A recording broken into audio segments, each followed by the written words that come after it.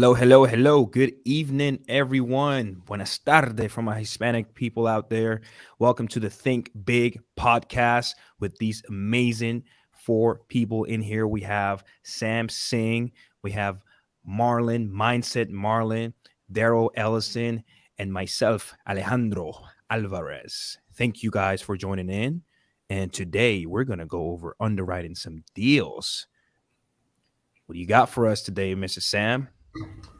Man, underwriting deals is probably, I don't know if it's the most important thing, but it's definitely one of the most important things out there. Oh my God. And to be honest with you, I think it's one of the things that most new investors they struggle with in the beginning, right? It's like they know how to go and talk to sellers, maybe they know how to pick up the phone and start dialing, like we always say. But man, now they got a lead. Guess what? Now you got to underwrite to figure out if it's a deal, and that can be really tricky. So I think today's going to be an amazing episode all about how people can get really freaking good at underwriting. Let's make it approachable. Let's make it easy to understand. And most importantly, let's kind of go over how we, as buyers, as established investors, underwrite our own deals. Daryl, what do you think about that, man? Bro, I'm excited. I'm excited to talk about this because it's super important to understand whether you're wholesaling or buying deals yourself, how the numbers actually work, right? So you can't if you're a wholesaler and you're not thinking. I actually had somebody on my team today, right? It's crazy that we're talking about this. We're having a conversation and I'm underwriting the deal as if I'm the buyer, even though I'm going to wholesale it, right? He's like, are you buying this or wholesaling this? Like, why are you being so conservative? And I'm like, bro, I'm putting myself in the buyer's shoes. If it doesn't work for me, it's probably not going to work for somebody else, right? So you need to think about the buyer, right? You need to think about the buyer. So you got to understand how to run your numbers. Marlon, I know you feel super strong about this subject, bro. What do you got for us today? Yeah, man. So I'm big on this because ultimately what starts to happen is a lot of times we just don't understand what our buyer is doing on the back end. And the reason we don't understand what the buyer is doing on the back end is because there's a link missing. And this is where I want to ultimately fill in the gap. See, a lot of times most of the wholesalers they haven't quite understood the concept of an ROI because simply they're just getting cash at the end of the day. They're getting an assignment fee and they don't realize that the person who's purchasing the property is going to be one of two things. It's going to be a fix and flip or it's going to be a buy and hold investor. Now, let's be honest, let's look at what's happening in the market. Fixing and flipping, this is not the time in the market cycle to do fix and flips. We're exiting a peak market cycle. So unless you're buying properties for 20 and 30 and 40 cents on the dollar, you're not really going to be flipping right now. So more of the investors who are steadily buying are buying for cash flow. They're buying to hold the property, whether they're buying it cash or they're buying it creatively, they're buying to hold. So I today want to go over basically understanding the ROI side of things and understanding leverage. Because when this clicked to me, I got to be honest, the reason I'm so passionate about this is because when this clicked for me, this was when my entire business model changed overnight. I went from wholesaling to buying property, to holding property, and becoming a true real estate investor. So, what I want to do tonight is I want to break Marlon, this down. real quick, brother, because you gotta walk me through this, man. You've said it a couple times now. What is ROI? Great question, Sam. So I'm going to be using a lot of abbreviation. However, I'm going to say it out loud so everyone knows. ROI stands for return on investment. So return on investment. And I want to show people how you can actually get a larger return on your investment by being in the real estate industry. Real estate is such a special industry because it allows you to do something called leverage. It's the one of the few places I don't really know many other industries that allow you to control something that's going to be 10 times, 20 times the amount of money you put into it. I can control 20 times the value of my dollar by putting it into real estate and using leverage, using debt, using JV partners, using OPM, other people's money. And tonight, I'm going to break it down and I'm going to start to show you what that looks like. And we're going to start off I'm talking super simple, super basics. So if you are sitting at home right now, I want you to actually pull out a fresh sheet of paper. If you're driving, pull over, go stop at a Starbucks, pull out your notepad, get a fresh sheet of paper because we are going to share the ROI side of things. So let me see. Daryl, is it possible for me to share my screen? It is very possible, All right, brother. let me see. Let me see. All right, cool. So it looks like I could share screen too. I could share my tabs. Oh, beautiful. Tell me if you can see this. Can everyone see this big blank empty spreadsheet? Beautiful. Let's go. Excel sheets. Excel sheets for the win. All right, y'all. So for my people that don't like math, I promise you this is going to be at a 4th grade level. If it gets higher than a 4th grade level, you let me know. So That's too high, man. That's too high for me. I can't do that. Can't do it. Damn, you're way too smart for a 4th grade level, bro. So let's imagine for a second we've got a property that we can purchase, right? Let's say it's Christmas time, your grandma, right? You got these 2 grandmas, and grandma number 1, she just gave you $100,000. She said, baby boy, this is your inheritance, and I want you to take this $100,000. And listen, grandma's real smart. She says, I want you to go and invest in real estate, right? Real estate's such a good investment. Grandma's smart, yo. So she says, go and buy yourself a rental property. So you listen to grandma, you go out to the Midwest, and you go and you find one of these houses that you can buy for $100,000. So I'm going to say this. I'm going to say PP, which is purchase price, is going to be $100,000. I'm even going to put the little $100,000 right there, right? And grandma, yo, she's been listening to Bigger Pockets. So when she said you're going to go get one of these $100,000 houses, she said, baby boy, you're going to follow the 1% rule. Baby boy, I need you to follow the 1% rule. And the 1% rule is a rule of thumb that a lot of investors use in the industry. And it basically says that all you're going to do is you're going to look for a property that you can rent out for 1% of what you purchase it for each month. So if I'm purchasing a property for $100,000, 1% of $100,000 is $1,000. So I'm going to say over here that I can rent the property out for $1,000. Hopefully everybody's following me here. Now, I go and I buy this sucker cash. I take all the $100,000 that grandma hands me. I go and I buy this property. I got it free and clear. I don't have a mortgage on it, right? Because I'm smart. Grandma told me to go buy it. I'm renting it out for $1,000. Now, although I don't have a mortgage on it, I still have basic things like taxes and insurance on the property and little things like expenses to maintain the property. So let's just say I have monthly operating expenses. So I'm going to call it MO, monthly operating expenses of $400. Guys, this is the Midwest. I'm using basic numbers for an example. So if anyone's going to say, Marlon, you can never get something for $400 a monthly expense, or Marlon, in my neighborhood, it's way cheaper. We're just using numbers as an example. So I'm renting it out for $1,000. And every month it's costing me $400 in taxes, insurance, and little maintenance here and there. So Daryl, if this is my numbers, how much money do I get to keep at the end of the month?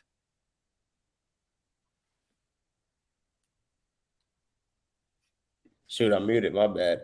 I said it looks like a trick question, bro. $600. That's what it's saying. $600. Yo, you're absolutely correct.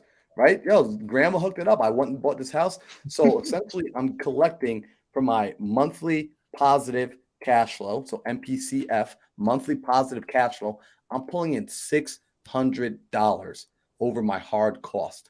So if I take this number 600 and I multiply it by 12, it's going to show me how much I collect yearly. So my yearly positive cash flow. Let's go ahead. I'm going to pull out my cell phone right now. I'm going to do this really quick. Let's see. And guys, I'm not good at math, so I'm just going to use my calculator. 600 times 12 shows me if I went and bought this property, I'll be making approximately $7,200 annually. Now, cool. What's my ROI? What's my return on investment? And this is going to be a pretty interesting thing. I want to figure out what's the percentage I'm making on my money here. I bought the house for $100,000, so I spent $100,000. And every year I'm making $7,200. So all that's going to happen is I'm going to take this number, $7,200. and I'm going to divide it by $100,000. So let's go ahead and do that right now. I'm going to pull out my calculator and do that again. 7,200 divided by 100,000. This is going to give me a number, right? Divided by 100,000. This is going to equal 0.072. So check this out. If I want to get this as a percentage, I need to multiply 0.072 by 100, which is going to give me 7.2%. So if I listen to my grandma and I went and I bought this property for $100,000 with pure cash, and it's renting out at the 1% rule, $1,000, and I'm making, after my expenses, $7,200 a year, I'm getting a 7.2% return on my money. Now, some people might say, yo, Marlon, that's a pretty cool return for me. That's a pretty nice ROI. But honestly, I'm not impressed by that ROI. I'm not. I would not do this deal. There are people out there who would go and do this deal, but that's because they do not understand leverage at a higher level. So let's show them leverage at a higher level, right? Let's show them what it can look like to make a better return by sharing the wealth, right? As an investor, I want to share the wealth. So I'm going to go and I'm going to do something. I got a second grandma, you see, and my second grandma, because sometimes grandmas, they get a little competitive, right? They want to, they want to fight for your love. So my other grandma, she's like, oh, yo, that your mom's mom gave you 100,000. Hey, look, I'm going to give you 100,000. And baby boy, I want you to go buy a property. However, I want you to go and get some debt on this property. Now, all my Dave Ramsey lovers, like I heard your butt cheeks come squeezing together just now. I heard it happen, right? But I need y'all to relax. I'm going to show you something. So we're going to hold off on this example for a second. What I'm going to do is let's draw a line across the bottom, right? Let's separate this. So look at this now. What we're going to do is we're going to take the same property. So we're going to have a purchase price of $100,000. And we're going to get the same rent, right? So I'm going to rent it out at the same 1%, $1,000. The only difference now is my other grandma, she told me to go and get a mortgage. So I'm going to get a mortgage on this property. I'm going to bring 20% down, right? So I'm thinking like an investor. I'm going to go get a mortgage. I'm going to bring 20% down. They're going to give me $80,000. So the bank or whomever is going to give me $80,000. I got to come up with a down payment of $20,000. Right? So I'm coming in with $20,000 of that $100,000 grandma gave me. I'm spending $20,000 to go and get this mortgage. Now let's look over here. I've still got the same monthly operating expense of $400 per month. But now, because I have a mortgage on this property, I got to make mortgage payments, right? I've got to pay my principal and my interest. So let's say my principal and my interest on this, my mortgage payment, is going to be, and again, I'm making up numbers here for the sake of this example. Let's say it's going to be $200. And I promise y'all, we're going to show you some real deals and some real numbers in a little bit. But I need you to understand this concept. So I've got my property, I'm renting it out. I got my monthly operating expense of $400. I got my mortgage payment of $200. So how much am I keeping? Yo, Daryl, can you hook me up again? How much am I keeping at the end of the month if I got to pay $400 for the monthly operating expense and $200 for the mortgage? That would be a whopping $400, sir.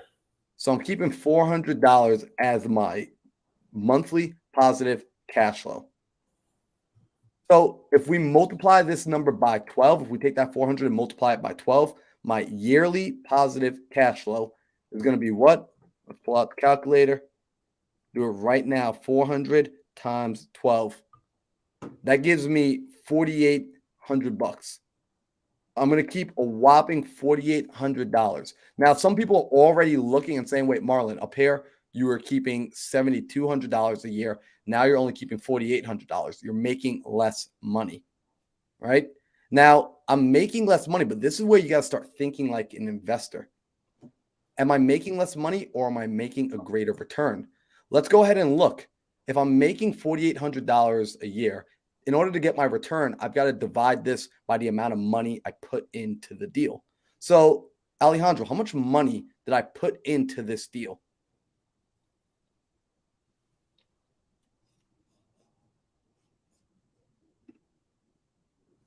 I lose my man Alejandro. 20,000. 20,000. Sorry, I was muted. Oh, there we go. So Alejandro says I put 20,000 into this deal. So he's absolutely correct. So I'm going to take that 4,800.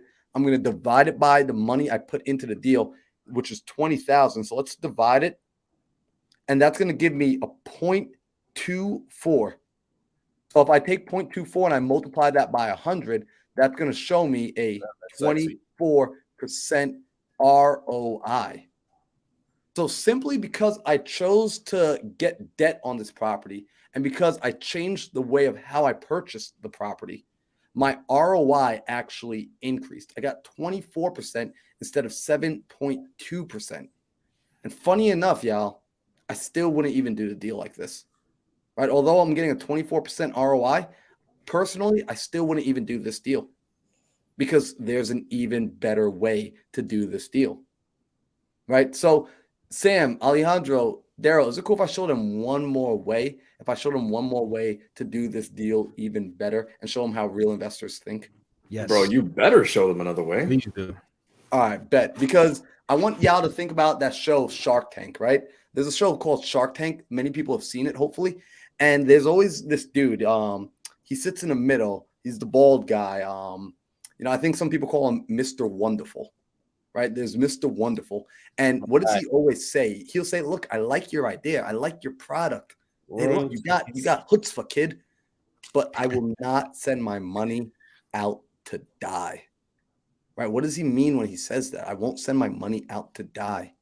What he's saying is the ROI, although the product is good, the ROI isn't high enough. It's not strong enough because I need a strong enough ROI so I can make my money back sooner.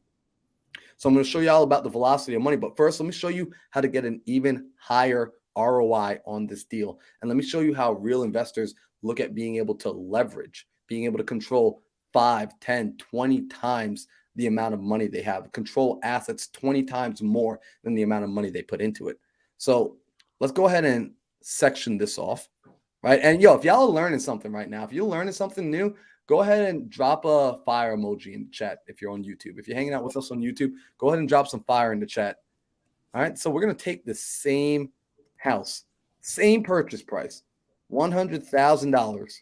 Now, you don't got a third grandma or nothing like that, but what happened here was you just came and you talked to me or you talked to Alejandro or you talked to Sam or Daryl, and we showed you a better way to do things. So you're still like, look, I'm listening to Bigger Pockets. They told me to go get that 1% rule on the rent, so I can rent the property out for $1,000, right? We're in the same area, right? And go ahead, you're going to go get a mortgage on this property.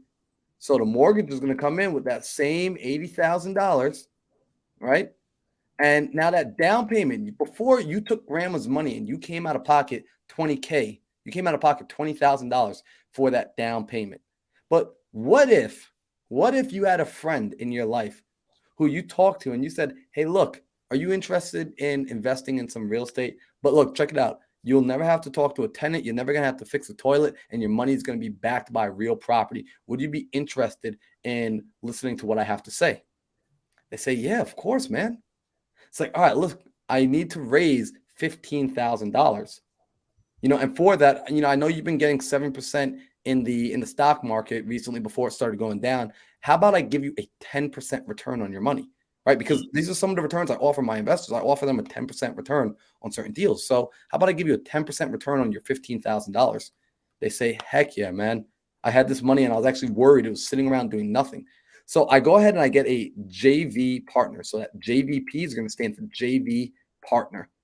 They're going to bring $15,000 to the deal.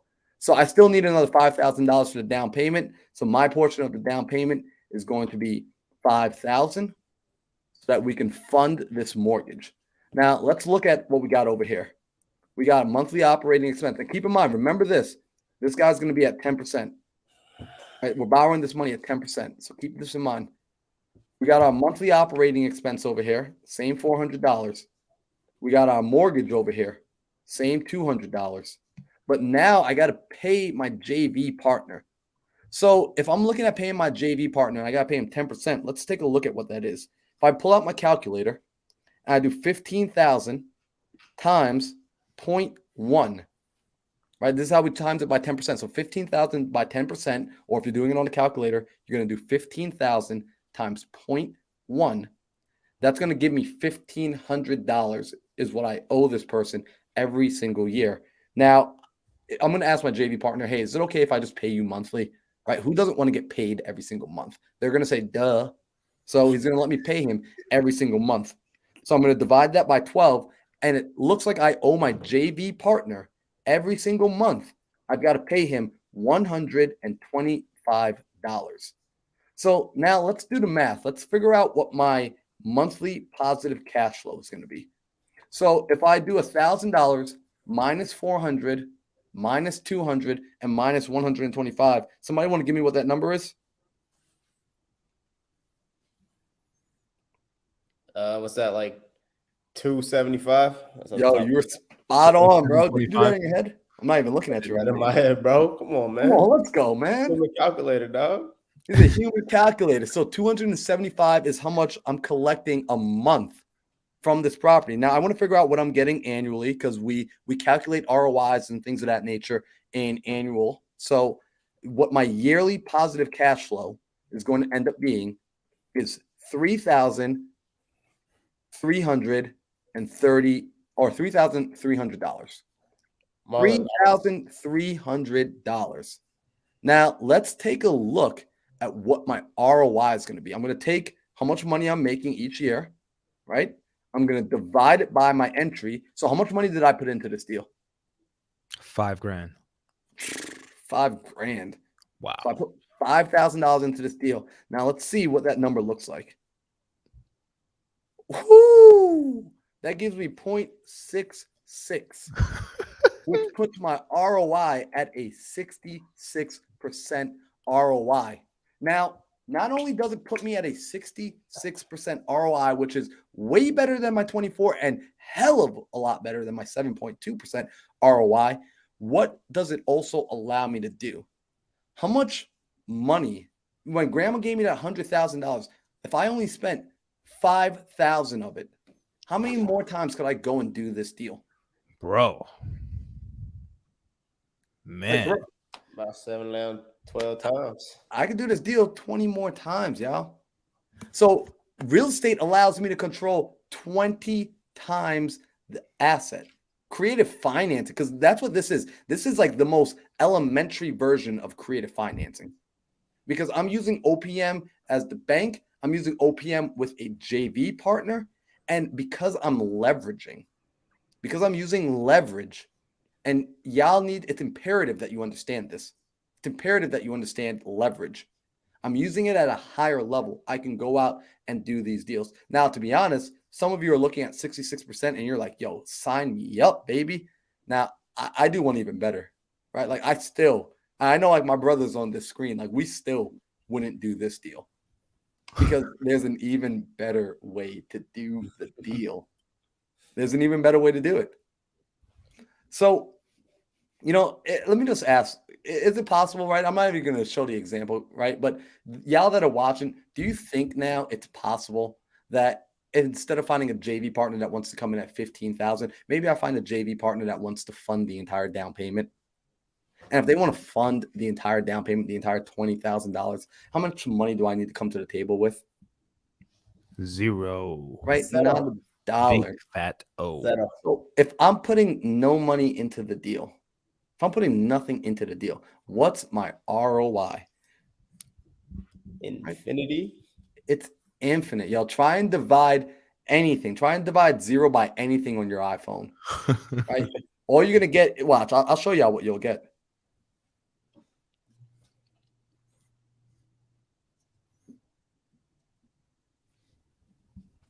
You guys get this. You get this message. You see that? Yo, even Steve Jobs can get this one right. Right? Our ROI is infinite. Our ROI is infinite. So when we start learning about ROIs and we start learning about leverage, it's important that you understand this because when you're selling a deal to your other investors, a lot of the other investors out there, they don't understand leverage and they don't understand ROIs at the highest level. So they are more than happy getting your 7.2% returns, right? Because how many investors do we know that have gone out and purchased properties cash? It's because they said, Dave Ramsey told me I want to pay off the property. Dave Ramsey told me I want to own it free and clear, that I don't want any debt. Right. And then some people say, well, look, I got a good job and I got the money for a down payment and I want to get into real estate. I want to dabble. And you show them that they can get a 24% return. They're like, 24% return? Are you kidding me? Sign me up. Give me 4 of these bad boys. Whoa. Right. And that's where their minds are at. And then some people are a little bit smarter than that. And they said, whoa, wait a second. I understand ROIs. I understand how to leverage. I can go and raise some private capital for this. I can go and get into this deal. I don't even need to come up with the initial entry fee. I just need to know how to structure the deal. I need to know what I'm looking for. Because when you understand the ROI, who feels like they would have trouble raising money if they can go and competently show an investor, show a private money lender how they can get them a 66% return on their investment, how they can get them a 10% return on their money that's sitting around doing nothing in a safe investment. Understanding this gives you options. This is what I wish I understood at the very beginning, because when this clicked, I started buying all the deals I was selling beforehand. Now, you're still going to have to go through a place of selling deals. It took me selling this to other investors and seeing and watching what they were doing with the properties to make sense of it in my mind. And this is why I'm having this conversation right now for you guys.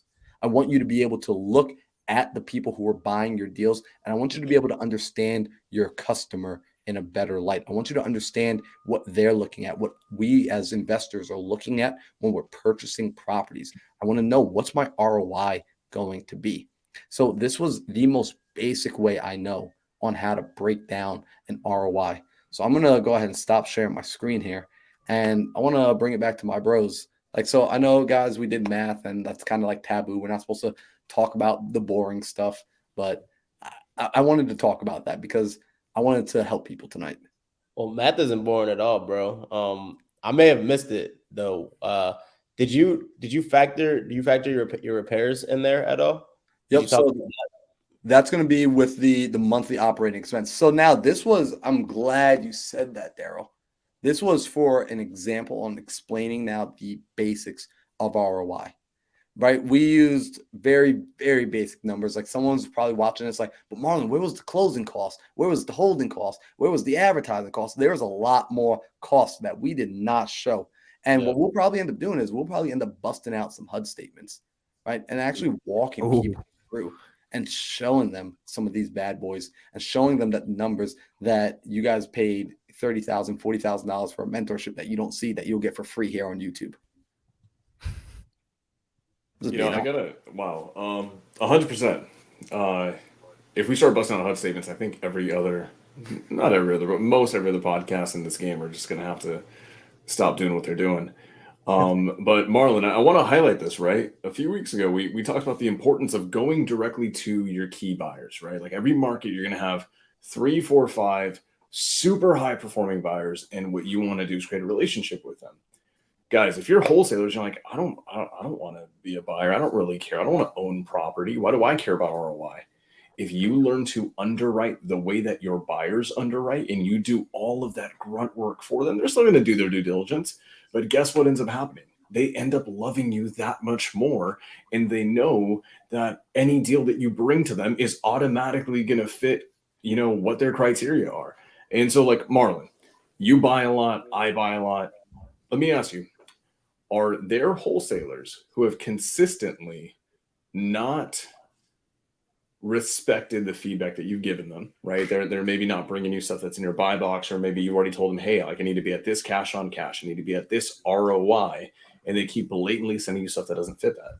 Once that happens, do you even open their emails anymore? Sam, it's so funny you say that. And I'm not going to say, I almost said someone's name, like, out of a knee-jerk reaction. And the answer is yes. There are wholesalers who I have blocked their email at this point. I just don't even open it. It comes into my inbox and I just click archive. And the reason I click archive is, some of you might be wondering, hey, why don't you just delete them or unsubscribe from them? One, they've sent enough bad deals that I'm just like, you're just not paying attention. Like, I've tried to help you. You're just not paying attention. Now what I do is I'm going to be honest with everyone, I wait until I see that same property pop up in my inbox for a third time, a fourth time, 4 months later, 5 months later. And I now know, listen, you can either go back and renegotiate it and still be a part of this deal, or I know that seller's fed up with you and someone else is going to pick it up. And now I have more knowledge on the property. But to answer your question, Sam, when they don't listen, because I don't care how much money they make. I will let you make your money. I just need to be able to run my business as well as right. I have to be able to run my business. The numbers have to work for the end buyer. And I'm telling you, I'm not a greedy end buyer. I run pretty conservative numbers.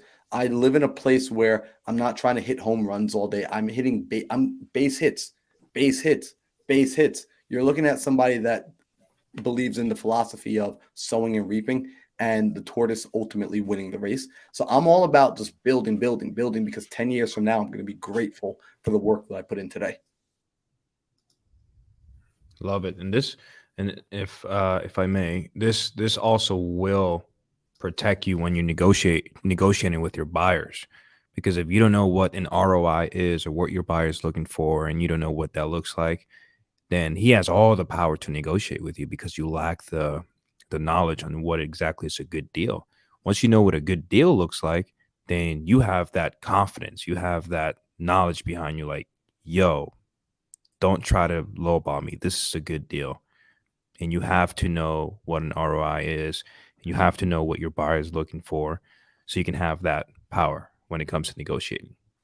And Alejandro just hit the nail on the head for something, which is, we talk about a lot of people, throw some shade at like things like real estate agents.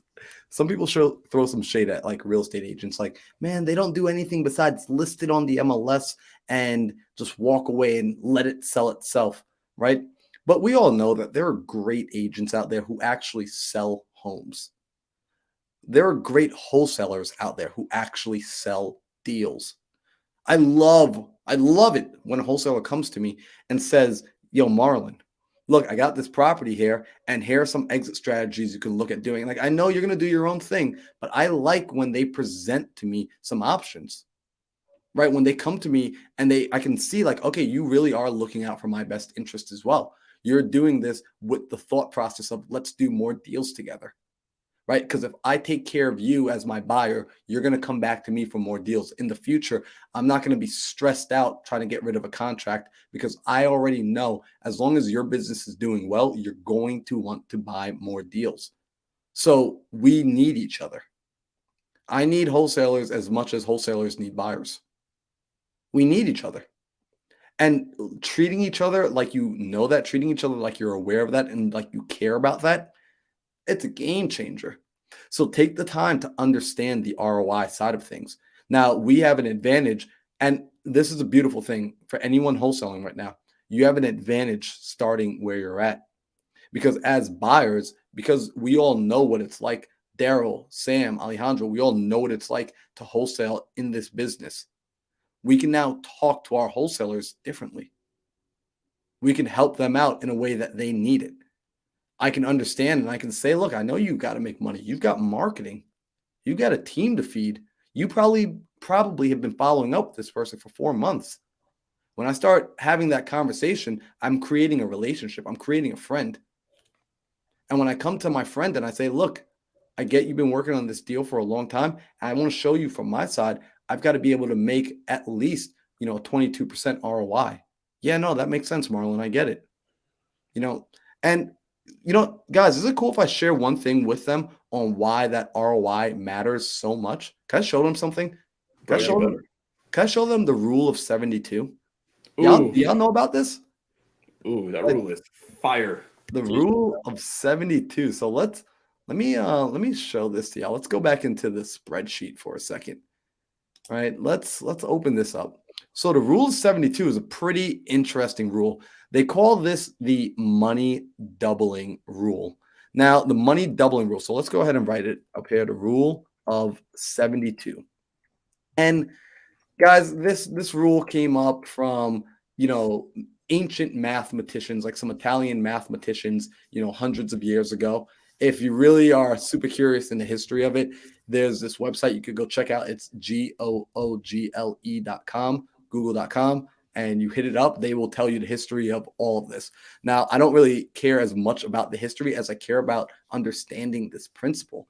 The Rule of 72 states that if I take a number and I divide that number, if I take 72 and I divide it by the interest rate, it will show me how many years it will take for my money to double.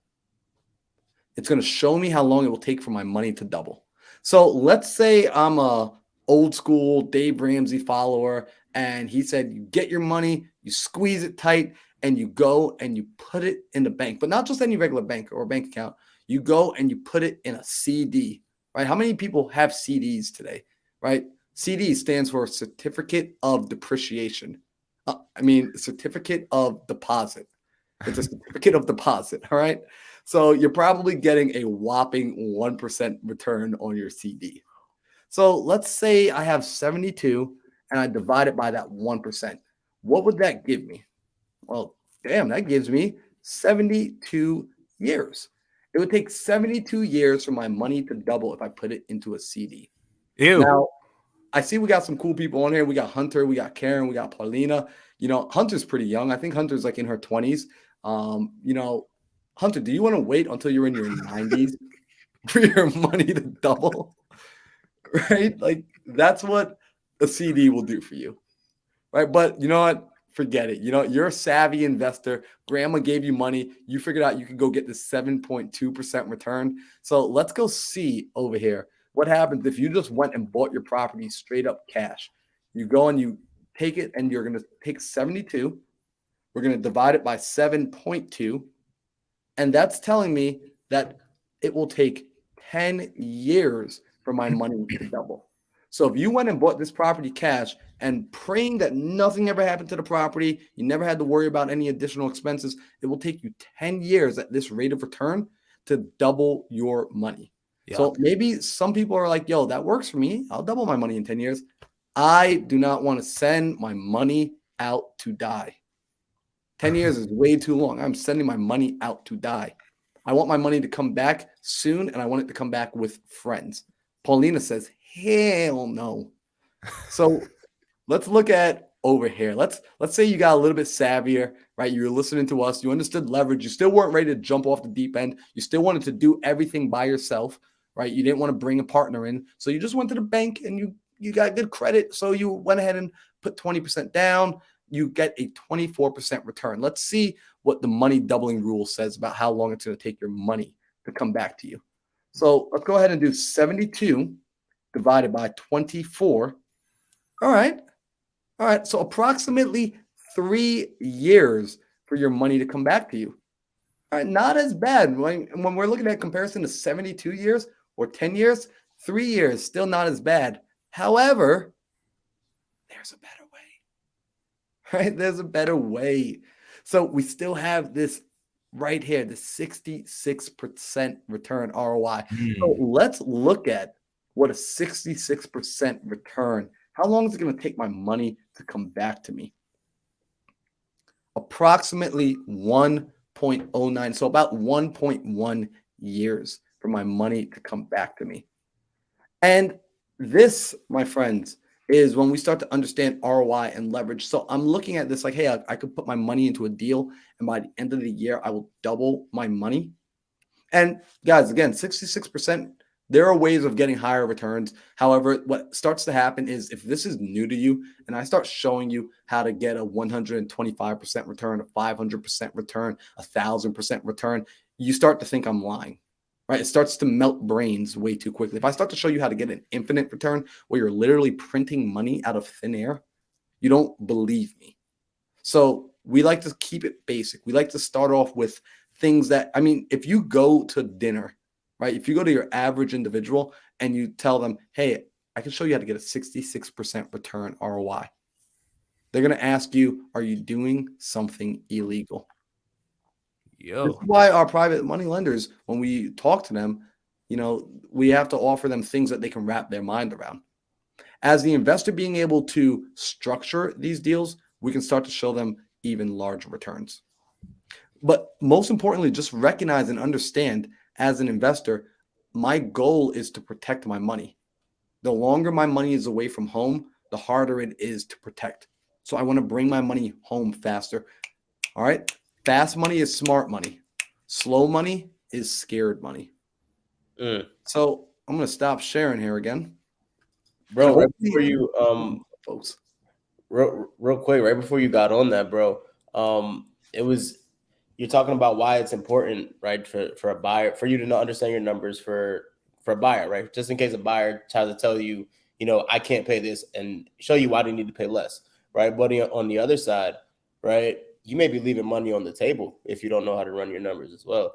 My very first deal, I think I told this story on here where I made a good amount of money. I made $12K on my first deal, but the buyer, he literally he painted the walls and put floors down in one of the units in a triplex, and he put it back on the market. And within 2 weeks, made over $100,000 in the property, right?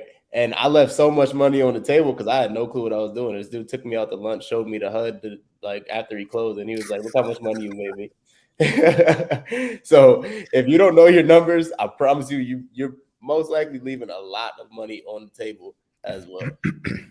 You know what's funny, Daryl? I did the same thing with the very first deal I sold, right? Because I just didn't understand. My buyer is happy making anywhere from 15 to 25% ROI. I sold him a deal where he was getting about a 57% ROI, which means there was a lot more room for me to have gotten a better assignment. And only if I had understood this, because what happens is we get scared, right? When you're new and you're selling a deal, you're just hoping anybody will buy it. But if I'm you just trying to make that 10 grand, doing, bro. Yep. Right. If you understand what you're doing, 10 grand before, yeah, it's a wrap. So when you understand what you're doing, you can now actually sell your product. You can sell your product with confidence, and you could do it in a way where your buyers respect you. Your buyers want to do business with you. You and your buyers are laughing. Hey, man, you made so much money off me. Yeah, man. But, I gave you a good deal, right? Yeah, you did. You did. Yep. Think about it this way. Do you want to approach your buyer and ask him, hey, man, what do you think about this deal?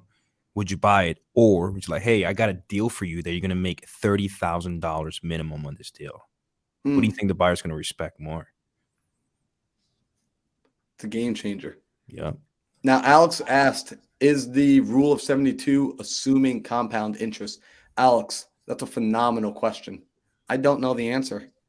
So I would actually look that up and Google it. I just know this is the money doubling rule. So this rule is a simple way of gauging the approximate time it will take for your money to double based off of the interest or based off of the return, the percent, the ROI that you're getting on your investment. So do we feel like we now have a better understanding of ROIs and how we're looking at deals and why we're looking at deals a certain way? Because next week, I want us to come in here and I want us to actually pull out some HUDs. I want to actually show you the ins and outs of a deal. I want to show you the closing costs. I want to show you all the hard costs that, when we just don't know. We don't know about until we do a deal. I want to show that to everybody first. Marlon, I have a question for you about that. I mean, if we come out and show HUDs, can we do like a really high level deal, like a dope maybe creative finance deal? Would that be okay? Bro, I'm so game for that because that's the beautiful thing, right? With these creative finance deals, we can really structure deals and make properties that wouldn't work extremely well. We can make a lot of cool things happen. We can solve a lot of problems, and we can make incredible returns by being able to structure proper deals. So I'm cool with us bringing in a pretty high level creative deal. Like, would people drop some fire in the chat if you want us to break down a creative deal that would be pretty high level? So, and when we're talking high level, what are we talking about? Can we give them like a little teaser? Oh, I mean, creative finance. I mean, there's three major forms of creative finance, right? There's subject to, which is taking over an existing mortgage, right? Making the payments on it. Then there's seller finance, which is basically the exact opposite. It's creating a new loan, right? A new note and making payments on that. And then there's this beautiful thing, and it's my personal favorite. It's actually a combination of both. You have half sub 2, you have half seller finance. You know, they do the fusion dance from Dragon Ball Z, right? They come together, and then exactly just like that. And then we call those things a hybrid. I mean, if it's cool with you guys, I mean, I've done a few amazing hybrid deals. I dig them. They get me going. Would you guys be cool with us maybe doing a breakdown of a badass hybrid deal? That'll be dope. That'll be let's dope. make it happen. All right, cool. So then, I mean, oh man, that means I got to go dig up some HUDs. We're Yes, we're sir. gonna show you guys the property. You guys want to see the property? Say yes if you guys put yes in the chat if you guys want to see that property. We Go gotta ahead and show you everything about it, from the HUDs to the mortgage statement to hell, even the privately held note between me and the seller. Ooh. You know what's crazy? You know what's crazy, Sam? I'm excited for this, man. You're getting me all juiced up, bro. Because right now we're working on, you know, I don't even know if I should announce it yet. Like, you know, we talk to the family right here. Because right now we're working on a crazy dope deal, just like what you're describing out here. Right. And bro, I'm excited for this one. Like I'm gonna send you guys some pictures. Like I'll text you guys some pictures later of this property. Oh, Sam, people want to see this, bro. Yeah, I mean, I think we got enough people saying yes. Let's do it. And it's one of those amazing things, right? Guys, I challenge you. There's probably only maybe between one to three other people in this industry who go live on YouTube consistently who'd actually show you that stuff. And I'm just gonna put this out there, man, because I'm at a point where, you know, a few of you guys and I have talked about this. I'm at a point where I'm sick of all the other influencers, and they can't show HUDs. They can't show settlement statements. They can't show privately held notes. They can't do any of that. Why? Because they're not doing it. So, guys, new rule for everyone here. Right, I'm gonna quote my good friend Caroline King. We got what did she say? Oh, look at that! we got HUDs, baby. This guy. You know what I love about Marlon, guys, is that Marlon actually he will sleep with the HUDs underneath his pillow because that's how freaking that's how many deals he did. That's how many deals he did. My bed firm. But I'm gonna quote, you know, I think a good friend of all of ours from the Daily Dial. Her name is Caroline Kane, right? They don't have HUDs, they're a dud. So let's do it next week. We're not gonna do subject to. We're not gonna do seller finance. Hell no, we're gonna do both. Yo, can I just say for a moment, like I don't know if you guys are only following my YouTube channel and you don't know Sam Singh, like you're sleeping under a rock. I think Sam is probably one of the most intelligent people I know, and he's one of the highest level operators I've seen. His trajectory is insane. And the fact that you come onto this channel, like, and you come onto this podcast with us and you start teaching people, I mean, like what you give away and like what we're going to be giving away on this podcast is probably $20,000, $30,000, $40,000 worth of mentorship, right? It's just this education. Like we all paid a lot in financial and then also just in School of Hard Knocks. And I freaking love it. Like you guys are awesome. I'm so happy that I can get together with other people that are just like, yo, let's give it away to people. Let's pour it on people like nobody's business. Dude, I love that. I mean, it's one of those things, guys, where I think all of us, you know, guys, let me know. Let me know. Have you guys ever lost money on a deal? You guys ever lost money marketing? You guys ever had a deal go south because you overlooked some small shit? 100%. I have. I've lost deals. I've lost money on deals. I've lost money on marketing. I've actually invested multiple six figures into marketing. And guess what? We do that so we can learn and we can get better, right? We can become amazing freaking investors. But so then we can go and start freaking dope ass podcasts like this and go ahead and freaking just keep doing them and keep showing you guys. So we're going to go ahead and keep filling. We're going to keep, you know, filling forward, but filling forward for you guys. So let's do this. I think next week, we're going to go ahead and freaking Daryl. We're going to go ahead and do a breakdown of not a sub to, not a seller finance, a hybrid deal. Tell you what, let's do. Ooh, I've got multiple. Let's do a. Ooh, what markets do you guys like? Bro, I like I mean, Texas. I like Georgia. I like Florida. I like Nevada. You know, Nevada's becoming my new favorite. It's one of my new favorites. It's right up there. I think Daryl is actually buying a deal up in Clark County, Nevada too. You know what? Tell you what. Let's go ahead and do Nevada. Tell you what, guys, we're gonna do a breakdown on a deal in Henderson, Nevada next week. Bro, Daryl, I mean, should we do that or no? Let's do it. All right. What if Fair we enough. go? What if we go a couple weeks just breaking different types of deals down, back to back to back? ooh, would people find that valuable? Would people like that if we broke down creative deals, if we broke down cash deals, if we broke down guys, like I got deals that are like interesting. I've got deals that I have literally no money in at all that have paid me, upward of $70,000 to keep to hold. Like I got paid to buy. Like I used to hear people say like they got paid to buy a property, and I was like, what does that mean? And then it happened. I was like, whoa, I got paid to buy a property. Dude, that is the biggest flex out there. You got paid, like you made money I to buy made a house. You got a I house and some money. I made money buying a house. I bought a house that pays me every month, and I got paid to buy it. Time out. There's other ways to buy houses other than getting paid to buy them. Apparently, bro. Like I don't want to say bigger pockets. I've got paid for everyone that I bought.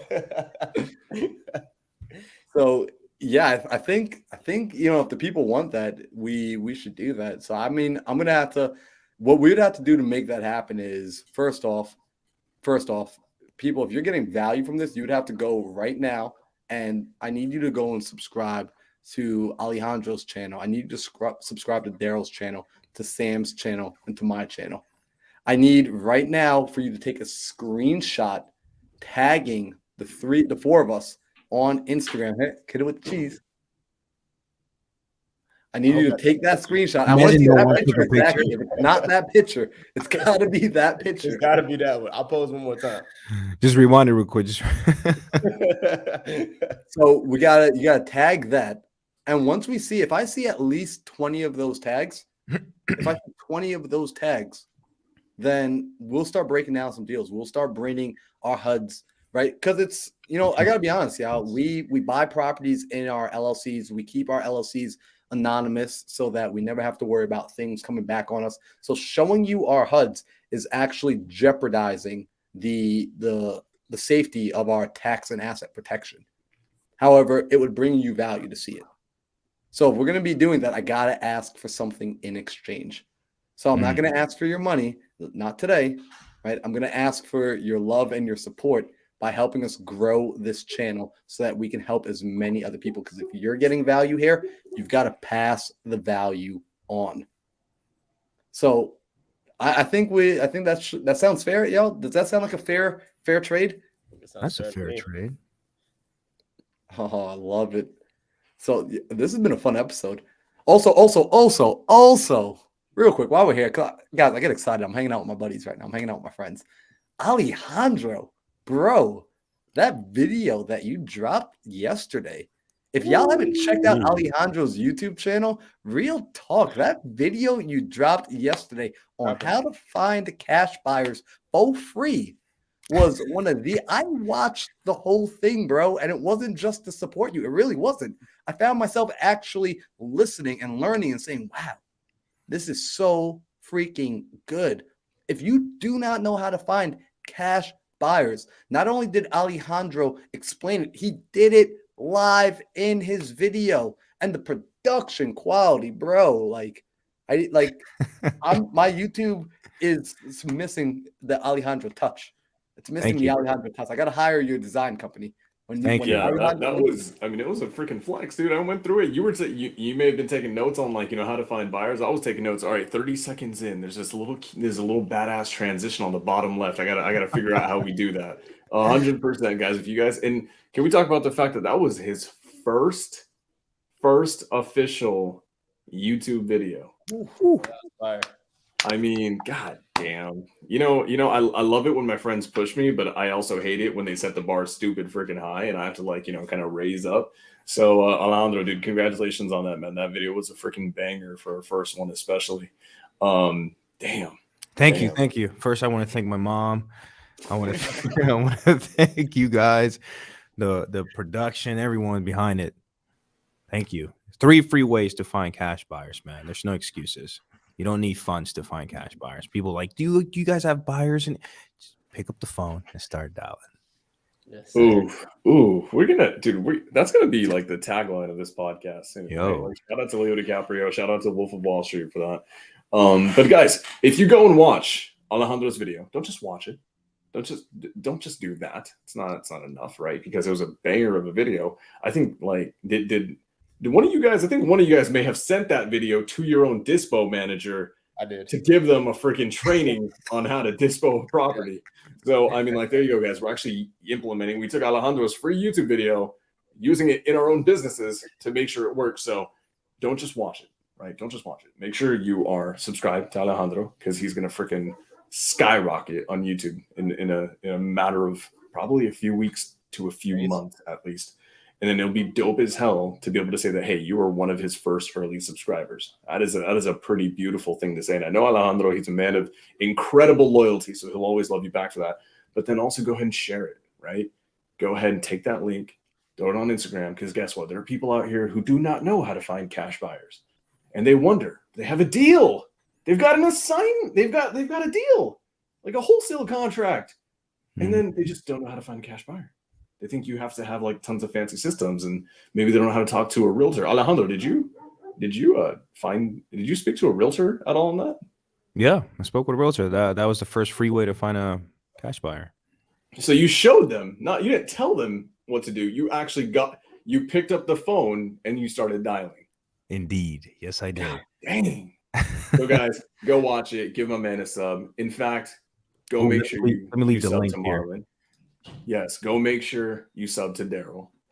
Share their stuff, because I promise you, there's not going to be many people in this industry who are going to give out as much value as these guys do. Boys, it is a freaking honor to be here with you guys. You guys are amazing. Bro, we freaking love you. Dang, this is fun. So I feel like we gave them some value tonight. Guys, make sure you go and sub to Alejandro. And Alejandro, we got to get you to that 1,000 mark so we can change the back end of your youtube.com. So it's youtube.com/ it's really Alvarez, right? And, you can find it that way. Oh, dang. Make that happen, bro. Yeah. I texted some people at YouTube telling them, yo, I'm coming in with the heat. Let me get that ad. Come on, man.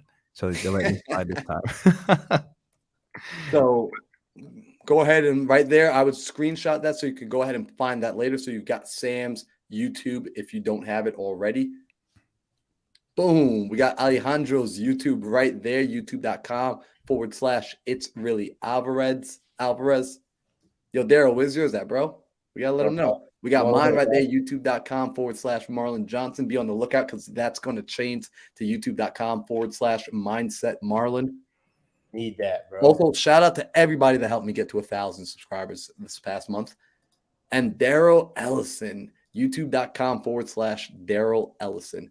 So y'all already know what to do. Click that subscribe button, turn on that notification bell so that you are updated for every new episode happening Tuesdays, 5 p.m. Arizona time. And be here next week when we actually do a deal breakdown using real numbers. You're going to see a real deal done by real operators in real freaking time. That's fire, guys. That's fire. Love All it. right, guys. That was it for the Think Big podcast. We will see you next week.